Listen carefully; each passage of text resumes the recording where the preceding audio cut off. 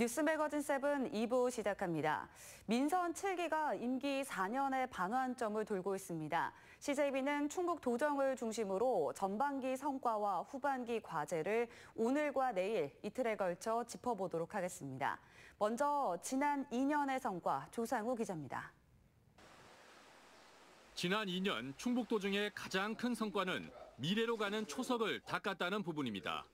바이오 헬스 국가 비전이 오송에서 선포되는 등 6대 신성장 산업을 충북에서 꽃피울 기반을 만들었습니다. 강호축 구상이 마침내 국가 계획에 공식 반영된 데 이어 충북선 철도 고속화 사업이 예비 타당성 조사를 면제받아 X축 철도망의 꿈을 현실로 만들었습니다.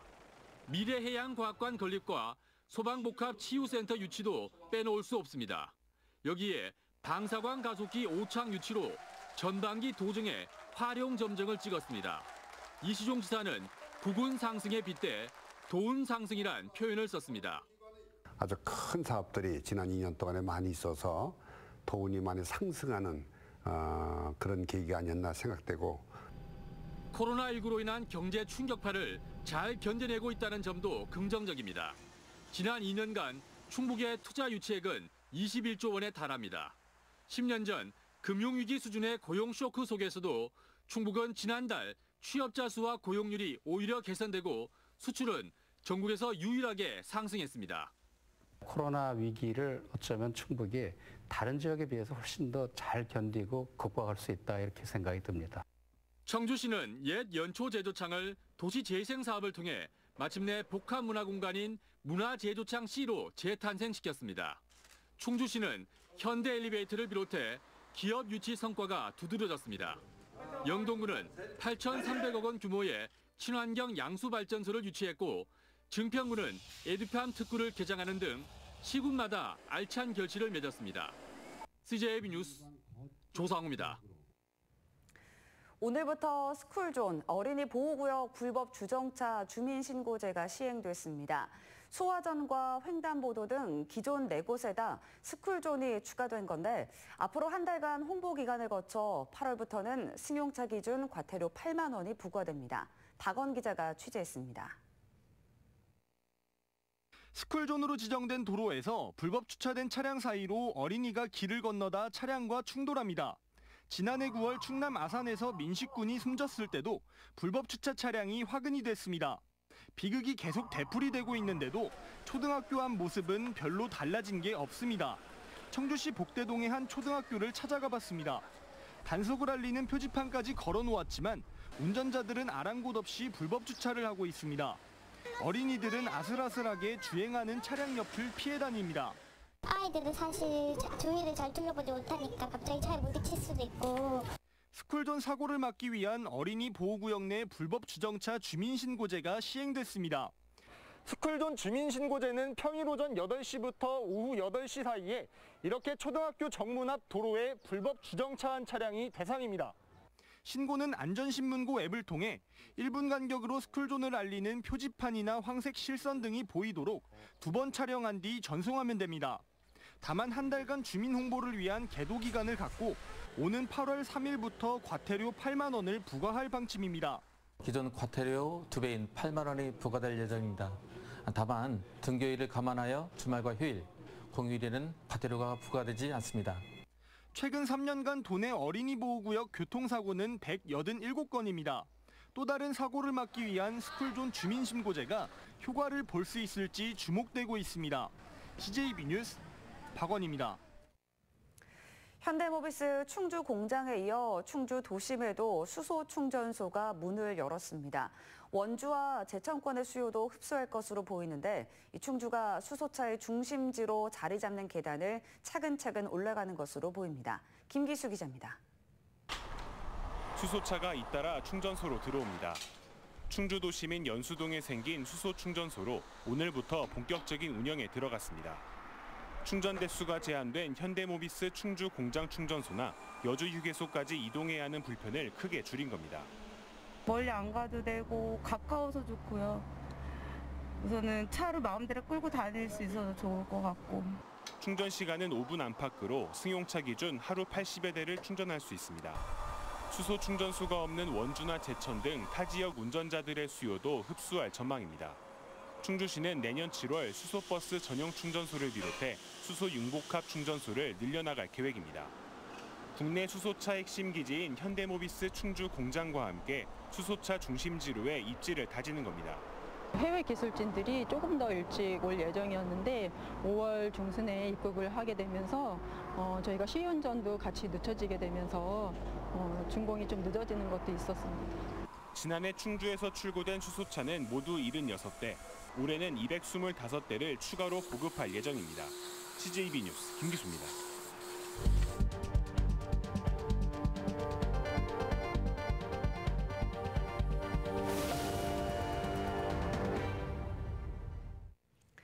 오늘의 뉴스 초점을 살펴보는 뉴스 브리핑 순서입니다. 보도국 이태연 기자 나와 있습니다. 네, 우선 지난 주말 충북에서도 코로나19 확진자가 나왔다고 하는데요. 현재 상황은 어떻습니까?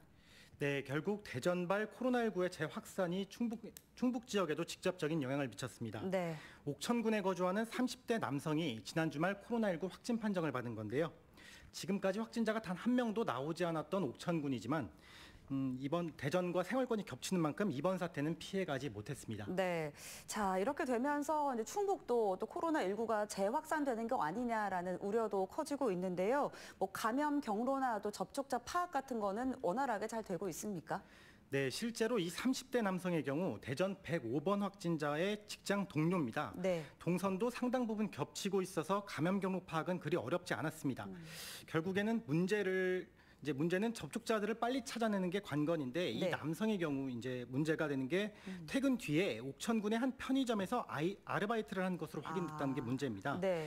때문에 접촉자 수가 상당할 것으로 예상되고 있는데 지금까지 같은 편의점을 거쳐간 사람이나 가족, 친구 등 모두 183명이 검체 검사를 받았습니다. 네. 지금까지는 다행히 모두 음성으로 나타나긴 했는데 가장 큰 문제가 지금 편의점에서 현금으로 계산한 사람들이 한 39명 정도가 있다는 겁니다. 네. 대부분의 신원이 아직까지 특정되지 않고 있다는 게 불안 요소로 남아 있습니다.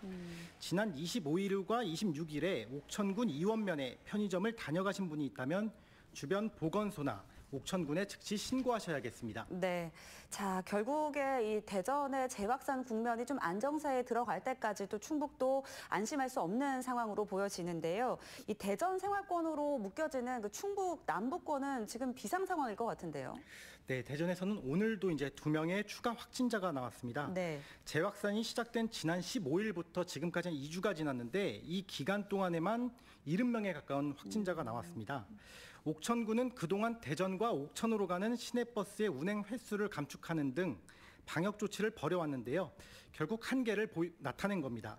상황이 심각해지다 보니 김재종 옥천군수는 오늘 담화문을 발표하고 대전 방문을 자제해달라는 메시지를 전하기도 했습니다. 네, 당분간 좀 주의를 기울여야 될 것 같습니다. 다음 소식 넘어가 볼 텐데요. 이 제천시에서도 시민들에게 자체 재난지원금을 지급한다고요? 네, 그동안 충북 지역의 대부분 시군은 정부의 긴급 재난지원금 외에 도나 시군에서 주는 자체 지원금은 없던 상황이었죠. 네. 유일하게 옥천군만이 모든 군민들에게 10만 원의 재난지원금을 지급한 사례가 있긴 한데요. 이상천 제천시장이 오늘 기자회견을 열고 자체적으로 긴급재난지원금의 지급을 긍정적으로 검토하고 있다고 밝혔습니다. 네, 그러면 이제 얼마 정도, 이 금액은 어느 정도고 또 지급 범위, 모든 제천 시민들이 받을 수 있는 건지도 궁금합니다. 네, 제천에 주소를 두고 있으면 시민 모두가 지급 대상에 해당되기는 합니다. 네. 우선 제천시는 옥천군과 같은 10만 원의 지급 계획을 밝힌 상황입니다. 제천시 인구수가 13만 3천여 명인 만큼 이를 계산해 보면 135억 원 정도의 재원이 필요할 것으로 예상되고 있습니다. 네, 이제 135억 원이라고 하면 사실 이제 적지 않은 예산인데 이게 제천시 재정 형평상 좀 부담이 되는 금액은 아닐까 싶은데요. 어떻습니까? 네, 우선 이번 코로나19로 이제 시에서 계획했던 행사들 중에 많은 축제가 축소되거나 취소됐습니다. 그렇죠. 대표적인 것이 올해로 16번째를 맞는 제천 국제음악영화제인데요. 제천시가 오늘 영화제 규모를 대폭 축소해 비대면, 무관객, 온라인 영화제로 개최한다고 밝혔습니다. 네. 이렇게 되면 예산 규모도 축소되고 이곳에서 남은 예산을 이용해 재난지원금으로 사용하겠다는 겁니다. 여기에 재정 안정화 기금을 더하면 모든 시민들에게 재난지원금을 지급하는 데에는 큰 무리가 없을 것으로 보고 있습니다. 네. 자, 그렇다면 지급 시기 언제쯤으로 볼 수 있을까요? 그리고 또 충북 지역에서 또 지급 계획을 밝힌 다른 시군 단위 지역은 없는지도 궁금합니다. 네, 우선 첫 번째 답변을 드리면 시의회의 승인이 필요한 만큼 좀 절차상 기간은 걸릴 것으로 보입니다. 네. 제천시 지금 계획으로는 9월 추경안에 올린다는 건데 이렇게 되면 9월이나 10월은 돼야 이제 시민들에게 지급이 가능할 것으로 보입니다. 네. 그리고 이제 두 번째로 여쭤보신 건 충북에서는 제천시 외에 아직까지 지급 계획을 검토 중인 시군은 없는 것으로 파악되고 있습니다. 이제 전국을 살펴보면 네. 전국 기초지자체의 17.7%가 자체 재난지원금을 지급했는데 이를 감안하면 충북에서도 제천과 옥천 이제 11개 시군 중 2개 시군이 지급을 했거나 할 계획이니까 비율상으로는 전국과 같아졌다고 볼 수 있습니다. 네, 오늘 뉴스 브리핑 여기까지 듣겠습니다. 이태영 기자 수고하셨습니다. 네, 다음 소식입니다. 이 도시계획 조례라는 것이 있습니다. 이 난개발을 방지하고 계획성 있는 도시개발을 위한 기준과 규제를 골자로 하고 있는데요. 최근 청주시의회가 이 도시계획 조례에 대한 개정을 시도했는데 결론적으로 무산됐습니다. 핵심은 평균 경사도인데요. 현행 20도인 평균 경사도를 15도로 낮추는 바꿔 말해 강화하는 내용인데 논란 끝에 본회의 표결에서 다수 의원의 반대에 부딪힌 것입니다. 불과 5도, 과연 평균 경사도가 뭐길래 이렇게 예민하게 반응한 것일까요? 홍우표 기자가 들여다봤습니다. 지난 5월 26일 청주시의회 본회의장 앞 평소와 달리 어수선한 분위기를 엿볼 수 있습니다. 청주시의회가 임야의 개발 기준이 되는 평균 경사도를 강화하는 내용을 담은 도시계획 조례 개정안을 처리하는 날입니다. 개발업자 측과 시민단체 측의 찬반이 맞붙었습니다. 재산권은 70% 80% 이상 이미 왜 매매를 불가능하죠? 허가가 나지 않는 땅을 누가 사겠습니까? 녹지를 훼손하는 것뿐만이 아니라 지금 기후변화 심각합니다. 그리고 우리나라도 지금 지진 계속 일어나고 있습니다. 이 도시계획조례 개정안은 청주시의회 해당 상임위인 도시건설위원회 주도로 준비됐습니다. 대개 해당 상임위를 통과한 조례 개정안은 본회의에서 존중됩니다.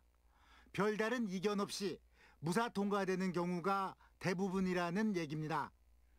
그러나 이 조례안은 결과적으로 본회의의 문턱을 넘지 못했습니다. 심지어 조례 개정안 발의 과정에서는 찬성했던 의원조차 본회의장에서는 반대표를 던졌습니다. 찬성 16표, 반대 22표, 기권 1표. 옛 청원군 지역 의원들은 반대표를 던졌고 옛 청주시 지역 일부 의원도 반대에 가세했습니다. 도대체 왜 이런 일이 벌어진 것일까? 도시계획 조례안에 담고 있는 평균 경사도는 무엇을 의미하는 것일까? 현행 청주시 도시계획 조례에서 개발 기준이 되는 경사도는 20도입니다. 통합 청주시 출범 이후 지난 2016년부터 옛 청원군 기준을 따르고 있습니다. 유일하게 청주 청원을 통합하면서 조례를 개정을 못한 것이 도시계획 조례입니다. 도시계획 조례. 그래서 통합 후에도 각각의 그 청원군 지역은 구 청원군 조례를, 청주시는 청주시 조례를 적용을 하고 있다가 이미 도시화가 진행된 옛 청주시의 경우 경사도 기준은 15도, 개발 붐이 한창이던 옛 청원군은 20도의 기준을 따라왔습니다. 그런데 통합 청주시가 출범하면서 이 기준을 통일하는 과정은 쉽지 않았습니다. 양측 공무원들끼리 머리를 맞댔지만 결론을 내리지 못한 채 통합시가 출범하게 된 것입니다. 청주시 청원군 통합 전에도 했고, 그다음 통합 후에도 이제 여러 가지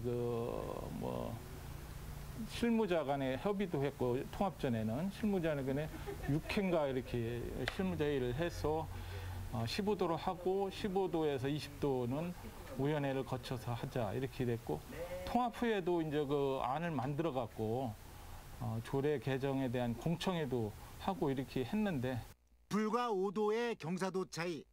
그러나 실제 허가 과정에서는 큰 위력을 발휘하는 기준입니다. 실제적인 녹지가 우리가 뭐 한 2만 축구장 면적으로 한 2만 몇천 개 정도가 현재 20도에서 15도로 낮출 경우에 그런 위험지역에서 빠져나갈 수가 있어요. 그러니까 어떻게 보면 긍정적으로 표현하면 그 위험에서 벗어날 수 있는 거죠. 여기에는 이른바 평균의 함정이 숨어 있습니다. 청주시 교외를 나가면서 일상적으로 보이는 전원주택단지의 대부분이 야산에 들어서 있는데 심적적으로 어떻게 허가가 났을까 생각이 들지만 바로 평균 경사도를 기준으로 삼기에 가능했던 것입니다. 그 평균 경사도라고 하는 데 문제가 있어요. 거기엔 30도 넘는 데도 있는 거예요. 그러면 전체 면적을 그런데 이렇게 잘라서 요 경사도를 합쳤을 경우에 20도 미만이어야 되는 거죠. 그러면 우리가 그런 평균 경사도라고 하는 데를 가보면 어마어마한 경사도까지 다 15도로 기준을 낮추면 일선 행정 현장에서는 어마어마한 위력을 발휘하게 되는 것입니다. 개발업자 등 이해 당사자들이 극렬하게 반대를 했던 이유이기도 합니다. 난개발의 심각성은 청주시 의원들 모두가 공유하고 있는 사안입니다. 그런데도 이 조례안이 부결된 가장 큰 이유는 옛 정원군 지역에 대한 불이익 금지라는 제도적, 심정적 동조 때문입니다. 지금까지 관례상 상임위 의견을 저희가 존중을 했고 특히 이번 건에 대해서도 저희가 왜 이런 표결이 갔냐면 우리 청주청원 간의 그 지역 간의 불균형이 있었기 때문에 이것을 저희가 조례를 만들면서도 불이익 배제의 원칙이라는 기본 틀에서 조례를 유지하자라는 의견이 있었기 때문에 그 틀을 저희 통합 3대까지는 유지를 좀 어느 정도 시켜야 된다라는 의원님들 상의 그런 의지를 갖고 있는 것이 현실입니다. 특히 이제 구청원 출신 의원들은 그 몫을 지키지 않으면 또 지역에서 상당한 지탄을 받을 수밖에 없는 그런 상황이기 때문에 여기에 언제나 반대의 목소리가 의원들에게는 좀 더 능동적이고 다수인 여론으로 다가왔습니다. 청군의 토지 소유주들이 사실 5%도 안 돼요. 청군 주민 중에. 그분들과 거기에 개발 사업자와 그때 우리 기자님들 다 아시겠지만 측량협회나 부동산 어떤 그 중개인 협회 그리고 건축사협회 이 이해 당사자들의 어떤 일거리 이런 부분들과 총망라해서 그 집약돼서 사실은 이제 그 반대 의견을 15도 강화하는 측면을 반대하는 의견을 냈죠. 그분들은 이제 일자리 솔직하게 말씀하시더라고요. 우리 일자리가 줄어든다. 사실 실제로 주민들은 크게 영향을 받지 않습니다. 그러나 이제 주도층, 여론층을 주도하시는 분들은 우리 구청원군 지역이 소외될 수 있다, 개발이 더딜 수 있다라는 그런 우려를 하시는 게 있고요. 더 중요한 것은 뭐냐면 사실은 인근 지역하고 또 이런 형평성 문제도 같이 우리가 고민을 해야 된다고 생각을 하고 있습니다. 이 때문에 중재 노력은 있었습니다. 경사도 15도와 20도의 딱 절반인 17.5도로 일단 기준을 정하고 추후의 상황을 보며 재개정을 하자는 제안이었습니다. 이번에도 사실은 세종시와 같은 정도의 규제라면 저희들도 같이 수정해서 하자는 의견이 좀 많이 대두됐고 그 부분에서는 사실 공감대가 어느 정도 성됐는데 조례를 발의한 쪽에서는 안 된다, 그거 갖고도 안 된다, 더 강한 조례가 필요하다는 의견이 더 주장을 했기 때문에 결국은 표결로 오는 결과가 났다고 생각하고 있습니다. 17.5도보다는 좀 더 강화될 필요가 있다라고 저는 봐요. 너무 이제 어떤 협상, 어떤 타협 이렇게 하다 보면 실제 목적한 바와 다르게 해나마나한 이런 결과가 나오는 거죠. 그렇다면 앞으로 이 도시계획조례 개정안의 운명은 어떨까? 집행부 측에서 적극적으로 재개정에 나설 수는 있습니다. 그러나 조심스럽습니다. 저희들 안이 통합 전에도 그렇게 했고 통합 후에도 그런 안을 갖고서 계속 논의를 하고 있는데 그 선에 한계 접점을 찾는다는 게 상당히 어려운 부분이 있습니다. 그래서 앞으로도 그 부분은 계속적으로다가 아마 논의되고 토론이 돼야 될 것 같습니다. 실제적으로 당신들의 몫인데 의회가 그런 역할을 하는 거에 대해서 반기고 그런 어떤 검토부로 대신하지 않았는가 이런 생각이 듭니다. 앞으로 이제 몫은 청주시 집행부한테 있고 우리는 의회는 서브적인 역할 아니면 어느 때가 또 다시 한번 의회가 집행부가 못한다라면 의회가 전적으로 나서서 좀 할 수도 있겠지만 그 역할은 이제는 집행부의 어떤 몫이지 않는가 이런 생각도 해봅니다. 결국 도시계획조례 개정 시도는 상당 시간 숨고르기에 들어갈 것으로 보입니다. 오창에 방산 가속기가 유치되면서 앞으로 개발의 호재가 지금 청군 지역에 많이 더 있을 거라고 좀 생각을 하고 있습니다. 그렇기 때문에 저희가 통합 2대는 좀 쉽지 않을 거라고 예측이 되고 있지만 아마 통합 3대에는 정말 좀 더 강한 보호 조례가 필요하지 않을까. 당위성에서는 다수가 개정의 필요성에 공감하고 있는 청주시 도시계획조례. 외형적 여론 형성의 실패와 통합시 출범의 대전제인 청원 청주 상생발전이라는 견고한 방어막에 부딪히면서 개별 입지에 대한 난개발을 막기란 당분간 쉽지 않게 됐습니다.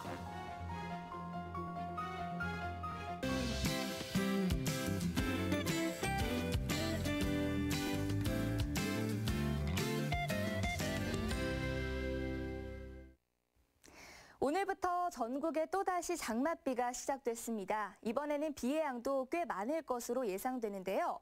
벌써 남부 지역을 중심으로는 호우주의보가 발표됐고요. 내일 오후까지 우리 지역에서는 50에서 100mm, 많게는 150mm가 넘는 세찬 비가 쏟아지겠습니다. 특히 이번 비는 오늘 밤 사이 가장 강하게 집중될 것으로 예상되는데요. 비바람과 함께 시간당 30mm 안팎의 세찬 비가 쏟아지겠습니다. 이 정도면 계곡이나 하천의 물이 갑자기 불어날 수 있는 만큼 안전사고에도 주의를 하셔야겠습니다. 다음은 자세한 지역별 내일 날씨입니다.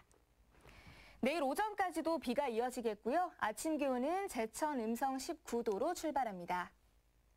비가 내리면서 낮 기온은 큰 폭으로 떨어지겠는데요. 청주 24도, 진천, 괴산 23도 등 오늘보다 5도가량 낮겠습니다. 남부 지역 역시 모두 20도 안팎으로 출발해 한낮 기온도 22도 선에 그치겠습니다.